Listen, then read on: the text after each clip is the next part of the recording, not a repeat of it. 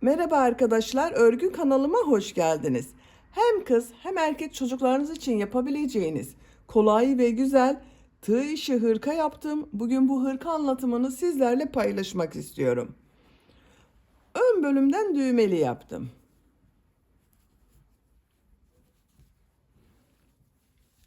Bu ön pata düğme ilikleri yaptım. Karşısına bakın düğmeler diktim. Ben bugün 4 düğme kullanmayı tercih ettim. Siz tercihinize göre bunu 5, 6, 3 düğme yapabilirsiniz.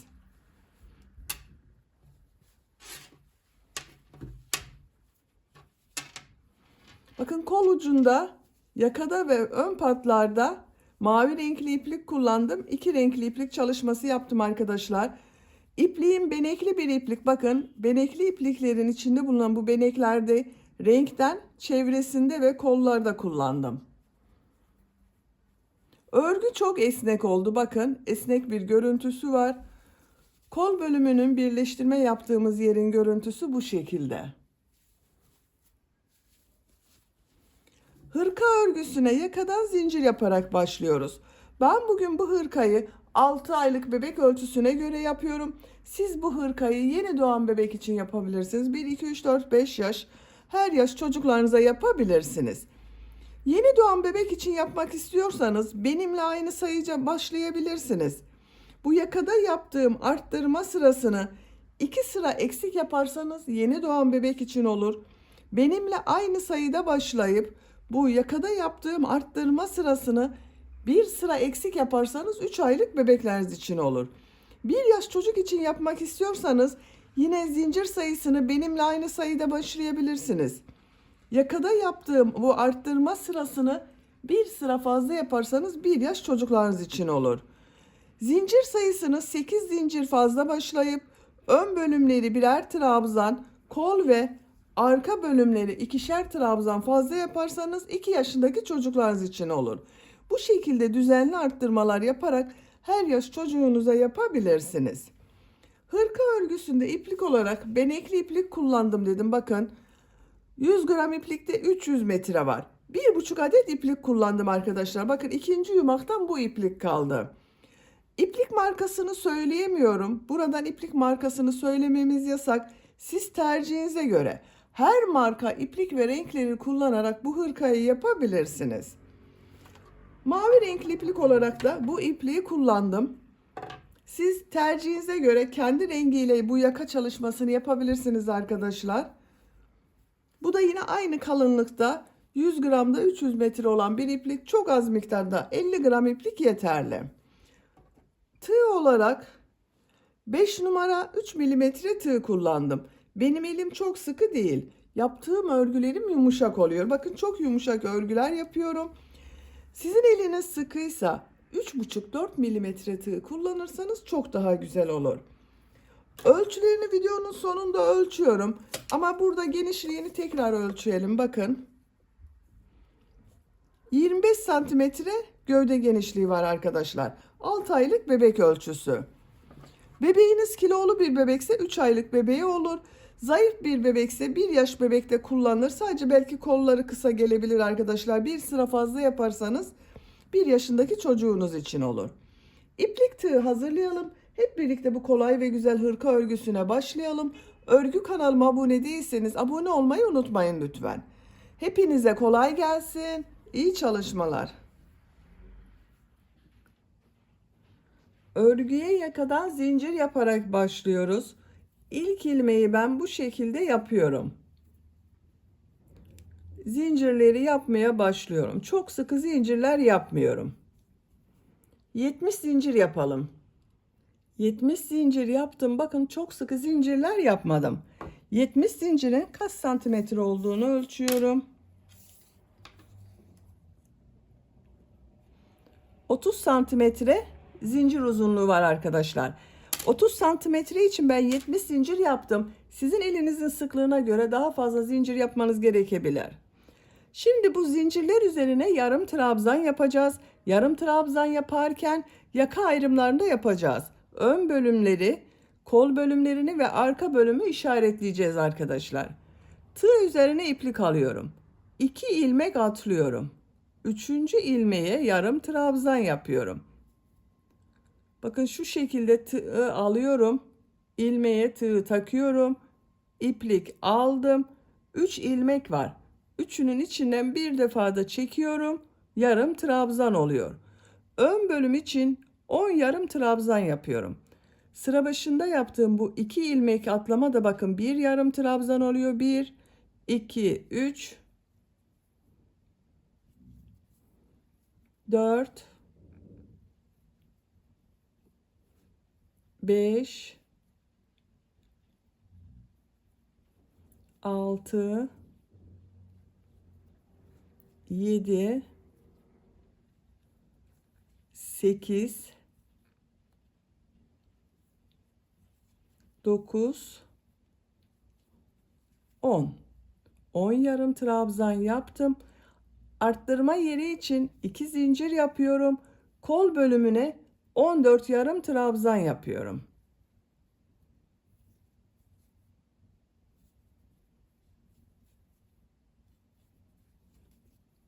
...14 yarım trabzanı yapalım. Kol bölümü için buraya bakın 14 yarım trabzan yaptım. 2 zincir yapıyorum arttırma yeri için. Arka bölüm için 20 yarım trabzan yapıyorum.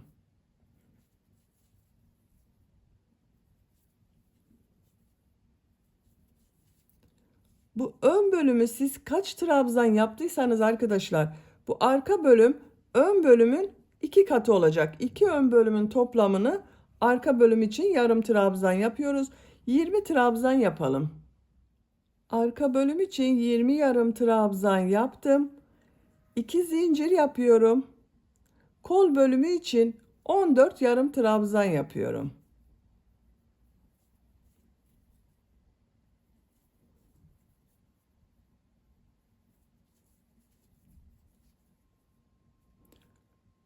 ...14 yarım trabzanı yapalım.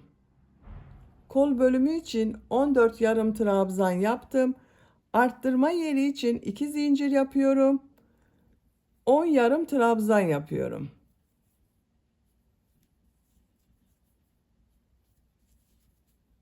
On yarım trabzanı yapalım. Ön bölüm için 10 yarım trabzan yaptım. Bu sırada yaka ayrımlarını yaptık arkadaşlar. Ön bölümler için 10 yarım trabzan, kol bölümleri için 14 yarım trabzan, arka bölüm için de bakın 20 yarım trabzan yaptım. İkinci sıradayım. Bir zincir yapıyorum, örgüyü çeviriyorum. Yine yarım trabzanlar yapıyoruz. Tığ üzerine iplik alıyorum. Bakın yarım trabzanı şu şekilde 2 ilmeğe yapmıyorum. Tek ilmekten alarak yapıyorum. Bakın bu tarafta görünen tek ilmek üzerine yarım trabzan yapıyorum.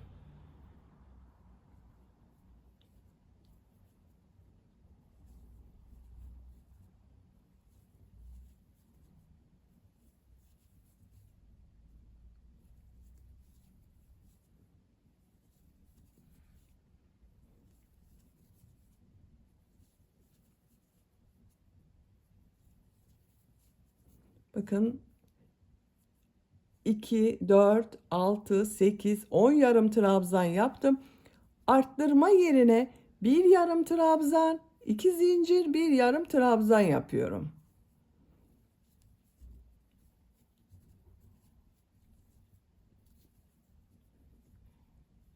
Kolda bulunan ilmekler üzerine bakın yine ilmekten alarak yarım trabzan yapıyorum. Şu şekilde yapmıyorum.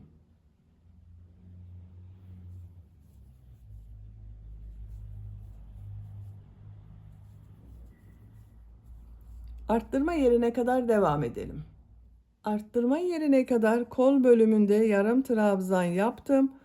Buraya bir yarım trabzan, 2 zincir, bir yarım trabzan yapıyorum. Bakın kol bölümünde bu sırada arkadaşlar 2, 4, 6, 8, 10, 12, 14, 16 yarım trabzan oldu. 2 yarım trabzan artma oldu bakın bu sırada. İlmeklere yarım trabzan yaparak devam ediyorum. Arttırma yerine kadar devam edelim. Buraya kadar yarım trabzan yaptım.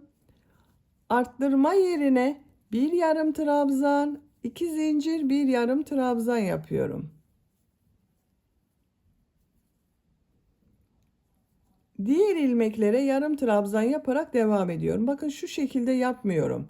Şu tek ilmekten alarak yarım trabzan yapıyorum. Arttırma yerine kadar devam edelim. Arttırma zincirine kadar yarım trabzan yaptım. Bu arttırma zincirinin üzerine bir yarım trabzan, 2 zincir, bir yarım trabzan yapıyorum.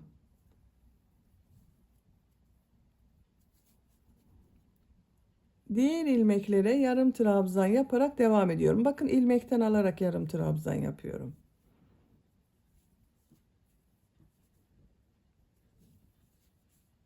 Sıra sonuna kadar devam edelim. Sıra sonuna kadar tamamladım. Son trabzanı bakın burada 2 ilmek atlayarak bir yarım trabzan yaptım. İkinci zincir üzerine yapıyorum.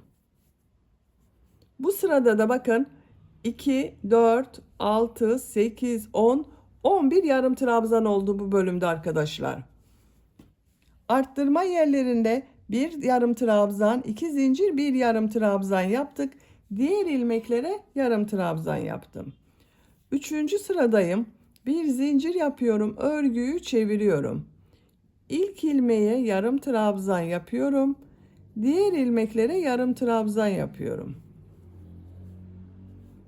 Buraya kadar devam edelim.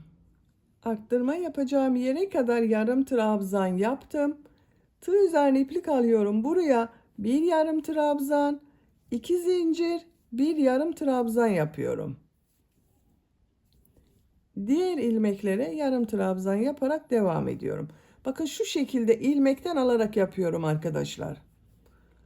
2 ilmekten yapmıyorum. Tek ilmekten alarak yarım trabzan yapıyorum. Bu arttırma yerlerinde bir yarım trabzan, 2 zincir, bir yarım trabzan yapalım. Sıra sonuna kadar devam edelim. Sıra sonuna kadar tamamladım. Son ilmeği bakın şu 2 ilmek üzerine birlikte alarak yapıyorum. Yine yarım trabzan yaptım. Bu sırada bu 4 yerde bir trabzan, yarım trabzan, 2 zincir, bir yarım trabzan şeklinde arttırma yaptım. Roba görüntüsü bu şekilde oldu bakın. Robanın örgüsü bu şekilde devam edecek arkadaşlar. Bu arttırma yerlerinde bir yarım trabzan, 2 zincir, bir yarım trabzan yapacağız. Bakın bütün arttırma yerlerinde diğer ilmeklere yarım trabzan yapacağız. Yapacak olduğunuz çocuğun büyüklüğüne göre bu 4 yerden arttırmalar yaparak roba örgüsüne devam edelim. Yaka arttırma sırasını yapacağım ölçüye göre ben tamamladım. 1, 2, 3, 4, 5, 6, 7, 8, 9, 10, 11, 12, 13, 14 sıra yaptım. 15. sıradayım. 15. sıradan itibaren artık kol bölümünü gövde bölümünden ayırıyorum. Santimetre olarak ölçüyorum. 10 santimetre bakın yaka yüksekliği var arkadaşlar. Siz bunu bir beden büyük yapmak istiyorsanız bir sıra daha arttırma devam edebilirsiniz. Küçük yapmak istiyorsanız da bir veya iki sıra önce bitirebilirsiniz. Bir zincir yapıyorum. Örgüyü çeviriyorum. İlmekten alarak yarım trabzan yapıyorum.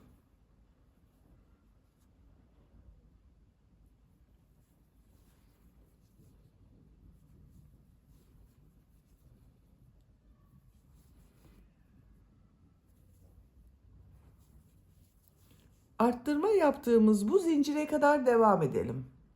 Arttırma yaptığım zincire kadar yarım trabzan tamamladım. Bu zincir üzerine bu sırada bakın 2 yarım trabzan yapıyorum. Kol altı için bir zincir yapıyorum. Tığ üzerine iplik alıyorum. Kolda bulunan bütün ilmekleri atlıyorum.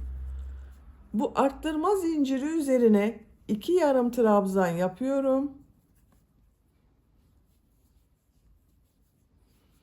Diğer trabzanları Bakın ilmeklerden alarak devam ediyorum.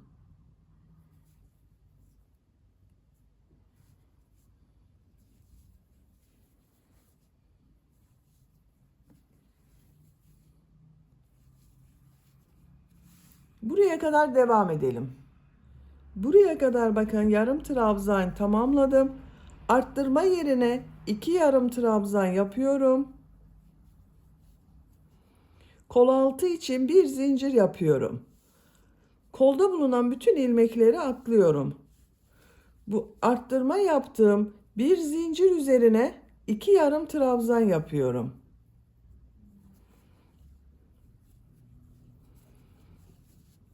Diğer trabzanları bakın ilmekten alarak yarım trabzan yapıyorum.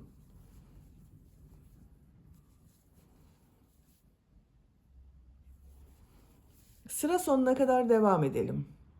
Sıra sonuna kadar tamamladım.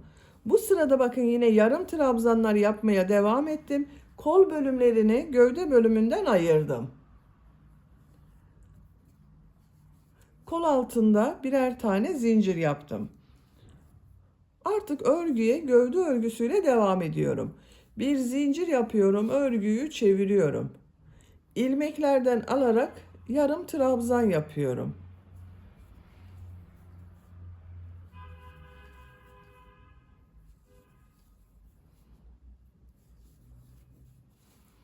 Buraya kadar devam edelim. Kol altına kadar yarım trabzan tamamladım. Bu kol altında bakın bir zincir yaptım. Bu zincir üzerine 2 yarım trabzan yapıyorum.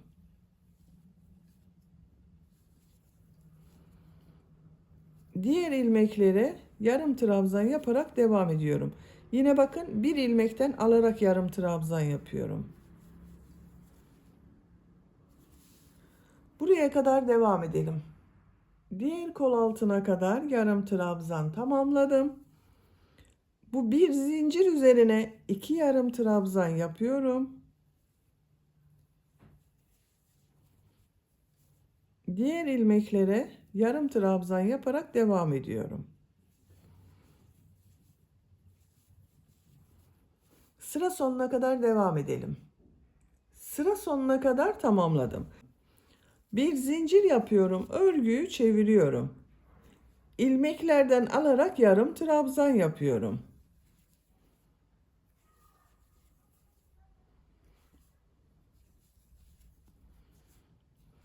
Sıra sonuna kadar devam edelim. Bir zincir yapıp örgüyü çevirelim. Bu şekilde gövde örgüsüne devam ediyoruz arkadaşlar. Bakın, görüntüsü bu şekilde oldu. Yapacak olduğunuz çocuğun büyüklüğüne göre bu sıraları tekrarlayarak gövdenin örgüsünü tamamlayalım. Gövde örgüsünü yapacağım ölçüye göre tamamladım. Kol altından sonra bakın 1, 2, 3, 4, 5, 6, 7, 8, 9, 10, 11, 12, 13, 14, 15, 16, 17, 18, 19, 20, 21 sıra yarım trabzan yaptım arkadaşlar. Ölçüyorum. 17 santimetre yükseklik yaptım. Siz tercihinize göre 1-2 sıra devam edebilirsiniz. Ben ipliği burada kestim. Bakın bu renk ipliği kestim. Şimdi bu ipliğin bakın benekli bir iplik. İçindeki bulunan şu renklerle mavi renkli iplik ile ben devam ediyorum. Siz tercihinize göre düz renk yapıyorsanız kendi rengiyle devam edebilirsiniz. Veya herhangi bir başka renk iplik ile devam edebilirsiniz. Bakın şu şekilde bir mavi renkli iplik kullanıyorum. Bu beneğin renginde.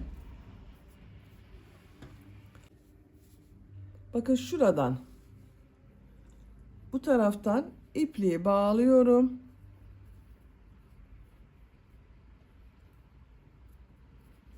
Buradan ilmek yapıyorum. 2 zincir yapıyorum. Bu 2 zincirde bir trabzan. Şu ilk trabzanı ters taraftan boşluktan alıp trabzan yapıyorum. Bu trabzan bakın düz taraftan boşluktan alıp trabzan yapıyorum. Ters taraftan boşluktan alıp trabzan yapıyorum. Bakın şu şekilde yapmıyorum arkadaşlar. Şu tığı trabzan boşluğuna takıyorum. Trabzan yapıyorum. Bir düz bir ters boşluktan alarak trabzan yapıyoruz.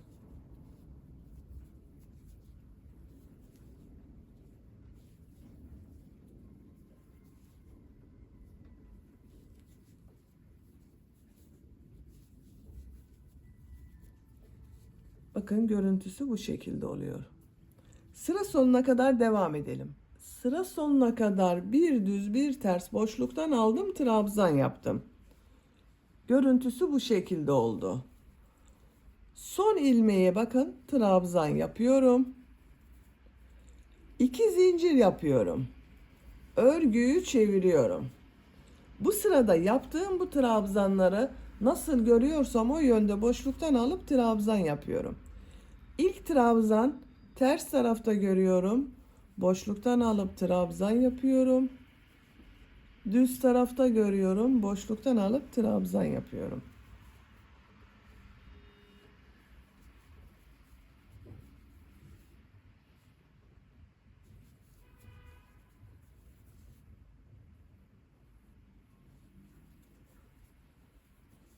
Bir düz bir ters boşluktan alarak trabzan yapıyoruz.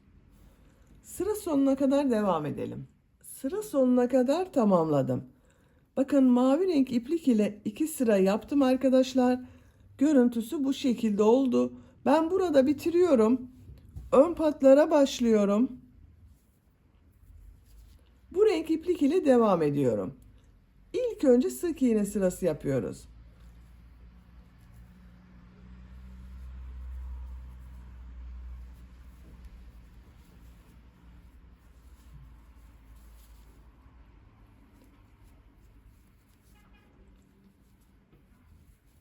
Bakın bu şekilde sık iğne yapıyorum. Bu trabzanlara yaptığımız sık iğne sırası arkadaşlar. Çekme yapmadan bakın bu şekilde bazı sıralarda bir ilmeğe bir sık iğne, bazı sıralarda 2 sık iğne yapabilirsiniz. Düzgün olacak şekilde. Sıra sonuna kadar devam edelim. Sıra sonuna kadar sık iğne yaparak tamamladım. Şimdi tekrar sık iğne sırası yapacağız arkadaşlar. Bu sık iğneyi yaparken düğme ilikleri de yapıyorum. İlk önce düğme ilikleri yapacağım yere işaret yapıyorum. Bakın ilk düğme iliğini bu yaka başlangıcına yapıyorum. Diğer düğme iliğini bakın şu şekilde bakıyorum. Şuraya yapıyorum. Ben göz kararı yapıyorum arkadaşlar.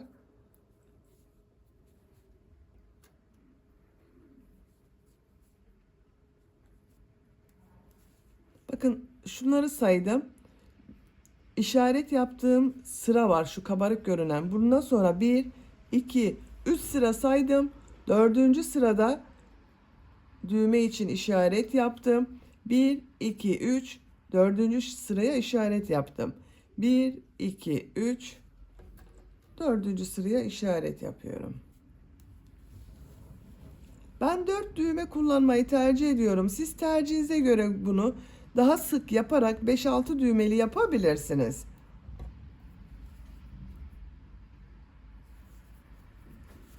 Bir zincir yapıyorum, örgüyü çeviriyorum. İlk ilmeğe sık iğne yapıyorum. Düğme iliği için 3 zincir yapıyorum. 2 ilmek atlıyorum, sık iğne yapıyorum. Bu zincir sayısı düğmenin büyüklüğüne göre değişir arkadaşlar. Bakın ben bugün bu şekilde bir düğme kullanıyorum. Bu düğmenin geçeceği kadar. Siz daha küçük düğme kullanıyorsanız 2 zincir yapabilirsiniz. Kaç sık iğne yaptığımızı sayalım. Bakın 1, 2, 3, 4, 5, 6, 7, 8, 9, 10, 11 sık iğne yaptım. Düğme iliği için 3 zincir yapıyorum. 2 ilmek atlıyorum. 11 sık iğne yapıyorum.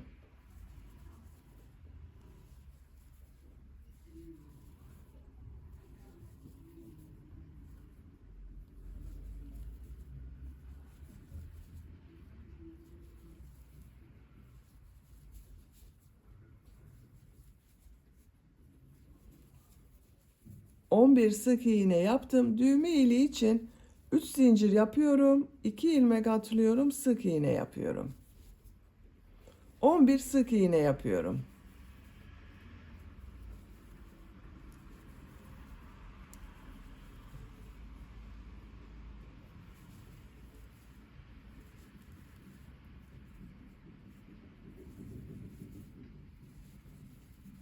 On bir sık iğne yaptım. Düğme iliği için 3 zincir yapıyorum. 2 ilmek atlıyorum. Sık iğne yapıyorum. Bakın 1, 2, 3, 4 düğme iliği yaptım. Sıra sonuna kadar sık iğne yaparak devam edelim. Sıra sonuna kadar sık iğne yaptım. Bir zincir yapıyorum. Örgüyü çeviriyorum. Bu sırada yarım trabzan sırası yapıyorum. Bakın ilk ilmeğe yarım trabzan yapıyorum. Diğer ilmeklere yarım trabzan yapıyorum.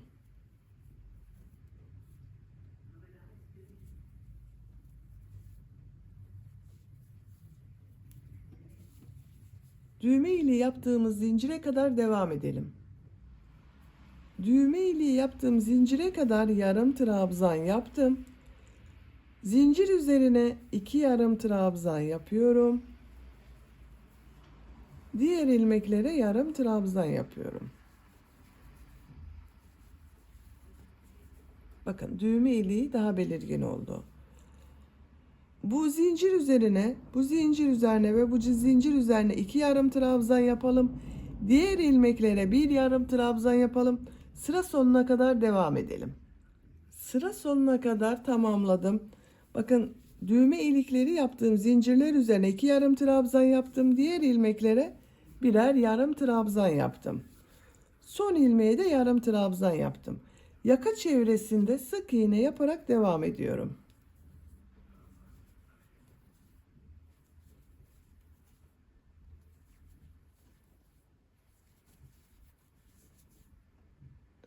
Sıra sonuna kadar devam edelim. Sıra sonuna kadar sık iğne yaptım. Son ilmeği boş bıraktım bakın. Bu ön patta devam etmiyorum arkadaşlar. İpliğin diğer ucunu çıkarıyorum. Bakın bu ipliği burada bekletiyorum. Bu beklettiğim iplik ile son sırada yarım trabzan sırası yapacağız. Bakın şu yuvarlak görüntüyü elde etmek için bu ipliği bekletiyorum. İpliğin diğer ucuyla 2 sıra sık iğne yapıyorum. Şu ilmekten ilmek yapıyorum. Sık iğne yapıyorum.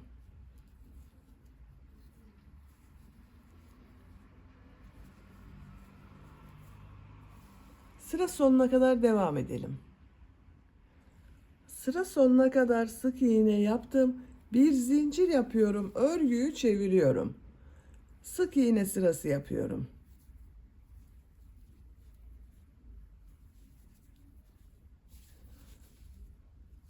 Sıra sonuna kadar devam edelim. Sıra sonuna kadar sık iğne yaptım. İpliği kesiyorum. 2 sıra sık iğne yaptım. Şimdiki sırada trabzan sırası yapacağız, yine yarım trabzan sırası. Bakın burada da aynı yaptım arkadaşlar. Burada beklettiğim iplik ile devam ediyorum.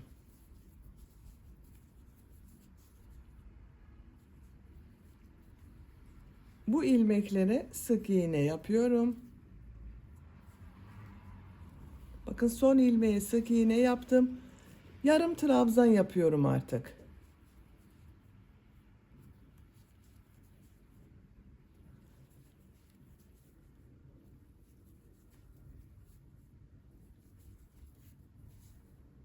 Sıra sonuna kadar devam edelim. Sıra sonuna kadar yarım trabzan yaptım. İpliği kesiyorum. Bakın arkadaşlar, düğmelerini de diktim ben. Bu düğme iliklerinin tam karşısına birer tane düğme diktim. Şimdi yaka örgüsünü yapalım. Mavi renkli iplik ile yaka çalışması yapıyorum. Siz tercihinize göre bu hırkayı ördüğünüz iplik ile yapabilirsiniz. Yaka başlangıcını bakın buradan başlıyorum. Düğme diktiğim taraftan başlıyorum. Şu ilk ilmeğe ipliği bağlıyorum. Buradan bir ilmek yapıyorum. Tığ üzerine iplik alıyorum. Bakın bu yaka bölümünün burayı yaparken şu ilmekler var arkadaşlar. Şu ilmekler üzerine trabzan yapacağız. Şu ilk ilmeğe trabzan yapıyorum.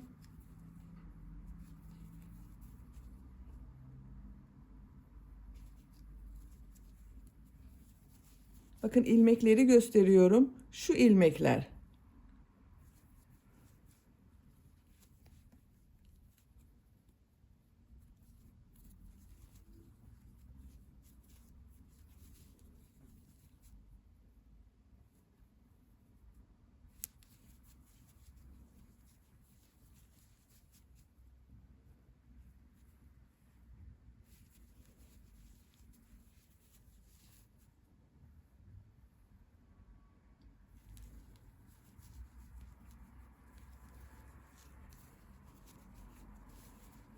Bakın görüntüsü bu şekilde olacak.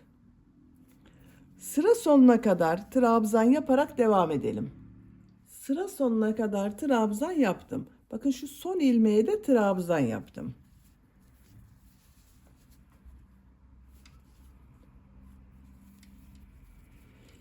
Bir zincir yapıyorum. Örgüyü çeviriyorum. İlk ilmeğe trabzan yapıyorum. Diğer ilmeklere trabzan yaparak devam ediyorum. Her ilmek üzerine trabzan yapıyoruz. Sıra sonuna kadar devam edelim. Sıra sonuna kadar trabzan yaptım. Son ilmeğe trabzan yaptım.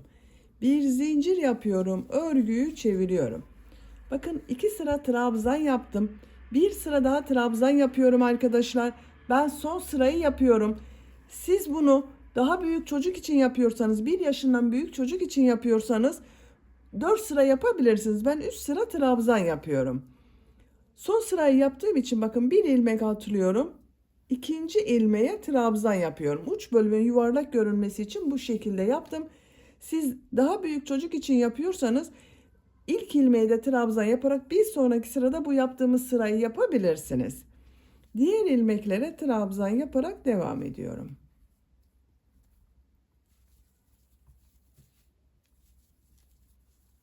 Bakın burada yuvarlak bir görüntü elde ettik. Sıra sonuna kadar devam edelim.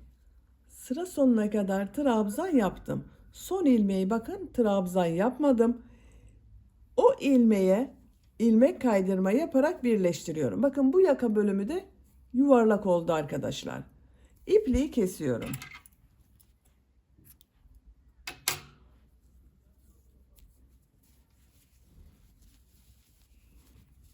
Bakın yaka görüntüsü bu şekilde oldu.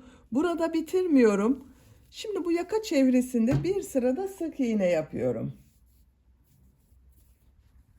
Bakın yine buradan başlıyorum. Şu ilmeğe ilmek yapıyorum ilk ilmekten. İpliği bağlayabilirsiniz. Ben ilmek yapıyorum. Sık iğne yapıyorum.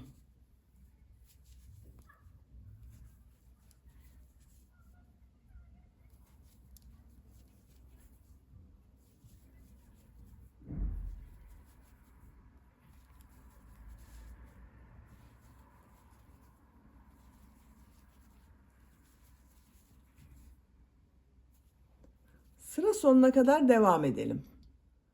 Sıra sonuna kadar sık iğne yaptım. Gövde bölümünün bakın şu ilmek ile ilmek kaydırma yaparak birleştiriyorum. İpliği kesiyorum. Bakın arkadaşlar, yaka bölümü bu şekilde oldu.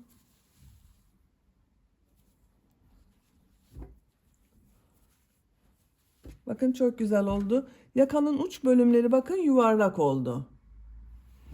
Şimdi kol örgüsünü yapalım. Bu renk iplik ile yarım trabzan yapıyorum. Kol altında bulunan ilmeğe ipliği bağlıyorum.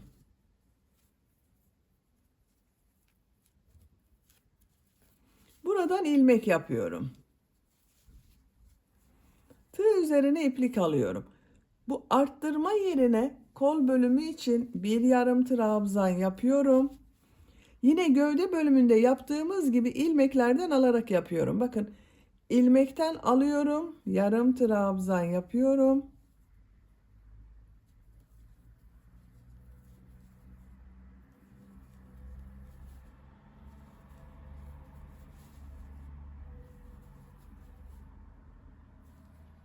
Sıra sonuna kadar devam edelim.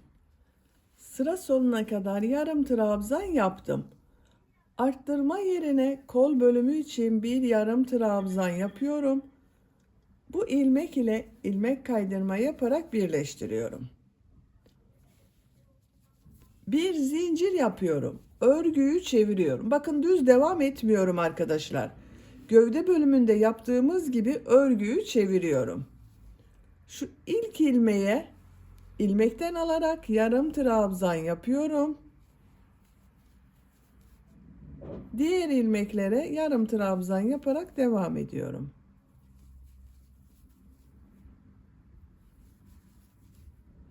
Sıra sonuna kadar devam edelim. Sıra sonuna kadar tamamladım. Bakın, son ilmeğe de yarım trabzan yaptım. İlk ilmek ile ilmek kaydırma yaparak birleştiriyorum. Bir zincir yapıyorum. Örgüyü çeviriyorum. Yine ilmeklerden alarak yarım trabzan sırası yapıyorum.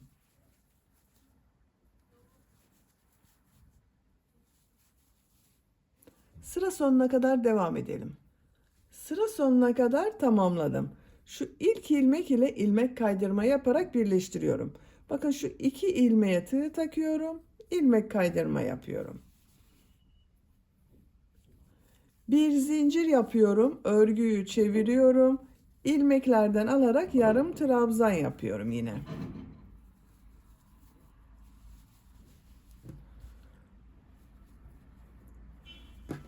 Kol örgüsü bu şekilde devam edecek. Kolda eksiltme veya arttırma yapmayalım arkadaşlar. Her sırada aynı sayı olacak. Kolun örgüsüne devam edelim. Kol örgüsünü buraya kadar tamamladım. İpliği kestim. Kaç sıra yaptığımı sayıyorum. 2, 4, 6, 8, 10, 12, 14, 16, 18, 19 sıra yaptım. 20. sırada renk değiştiriyorum arkadaşlar. Bakın, diğer kol örgüsünde aynı şekilde başladım, tamamladım. Kol ucunda bir düz bir ters boşluktan alarak trabzanlar yaptım, bileklik bölümü yaptım. Bu kolda da aynı şekilde yapacağız. Mavi renkli iplik ile yapıyorum.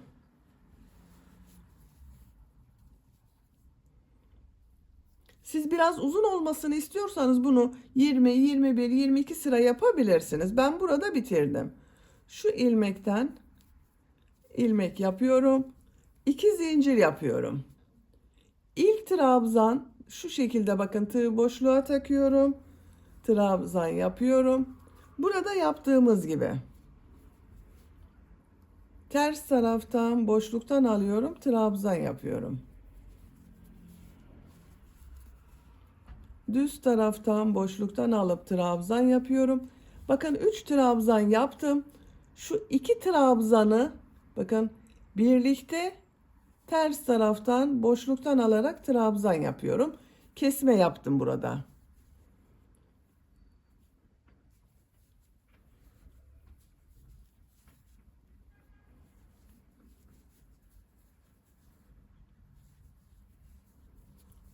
Bakın, yine 3 trabzan yaptım. Şu 2 trabzanı, bakın, şunu ters taraftan boşluktan alıyorum. Trabzan yapıyorum. Tek trabzan oluşuyor. Sıra sonuna kadar devam edelim. Sıra sonuna kadar tamamladım. Son trabzan, düz taraftan boşluktan aldım, trabzan yaptım.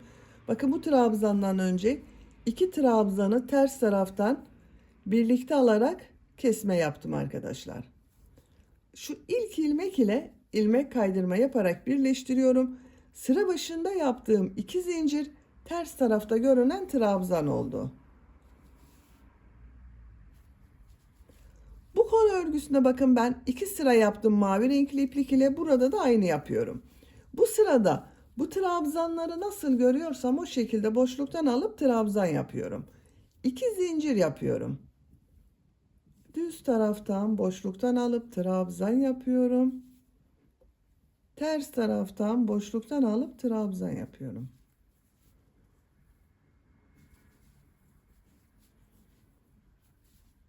Sıra sonuna kadar devam edelim. Sıra sonuna kadar tamamladım. İlk ilmek ile ilmek kaydırma yaparak birleştiriyorum. İpliği kesiyorum.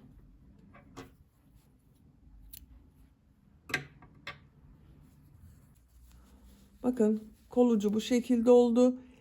Mavi renk iplik ile 2 sıra yaptım. 1, 2. Diğer kol örgüsünde bakın aynı yaptım. Siz tercihinize göre bir sıra daha devam edebilirsiniz. Hırka örgüsünü bitirdim. Bakın çok güzel oldu arkadaşlar.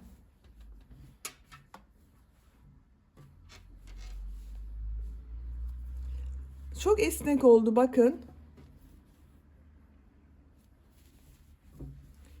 Düğmelerini takıyorum. Düğme iliklerini bakın karşısına düğmeler diktim.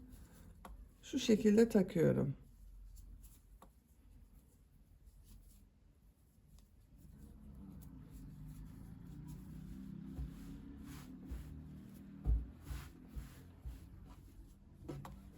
Bitmiş olarak ölçülerini söylüyorum.